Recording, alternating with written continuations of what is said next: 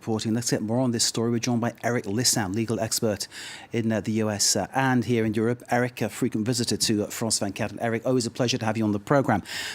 I'd like to get your take first off about what you think about the legality of what's going on.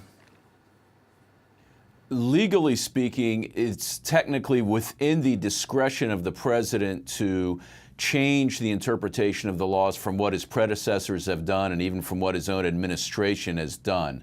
However, it might conflict with other international obligations the United States has, and it might conflict with due process obligations the United States has to these children. And of course, morally and ethically, like almost everybody that's examined this does appear to be a reprehensible policy. The president himself has seemed to recognize this. It's just that he doesn't want to admit that he himself is the one who has caused it. So he's seeking for other people to share the blame, and that's resulted in some sadly comical contradictions by his own cabinet when they're addressing questions on this issue.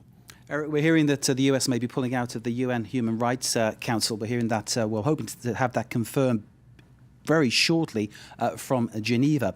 So on that issue of human rights, some would say the US already has a case to answer, given what is going on, given the evidence that's been found.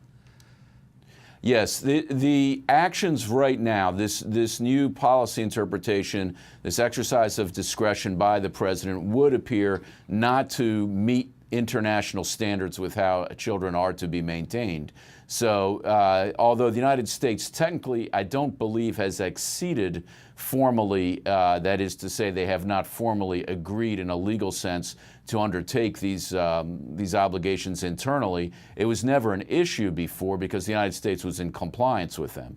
Now, because of these new interpretations and these actions that have taken place in the last month or so approximately, the application of these international standards would seem to be at variance with what the United States is doing.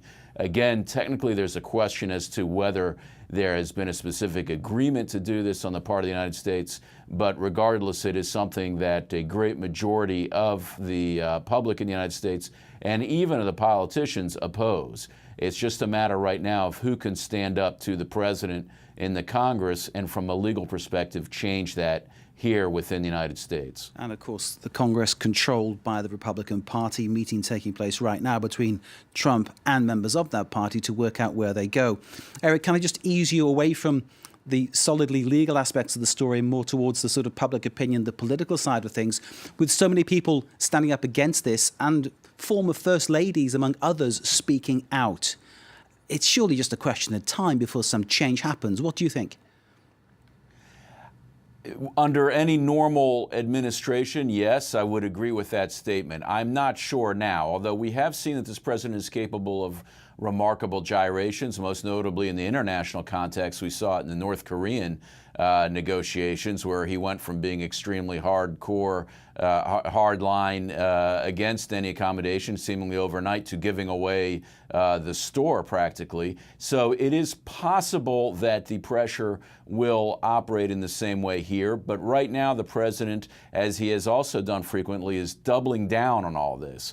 The difference this time might be, and I have to emphasize might be, simply that there is opposition finally within his own party, which has never really happened before. But we're coming closer and closer to midterm elections, which, although not until November, is running us into primary season and in a sort of a human memory span where these actions now could impact the elections. So some Republicans may be getting nervous. I think that, if anything, would be what causes the president to change, though we'll never see him give a straight answer. He might throw somebody under the bus like Kristen Nielsen, who seems almost like a pathetic figure here. That's the Secretary of the Department of Homeland Security, who's been thrown out to defend this policy and from day to day contradicts herself, as well as the president and other members of the administration as to what's going on. We may see something like that, but I think Capitol Hill, the Senate side in particular,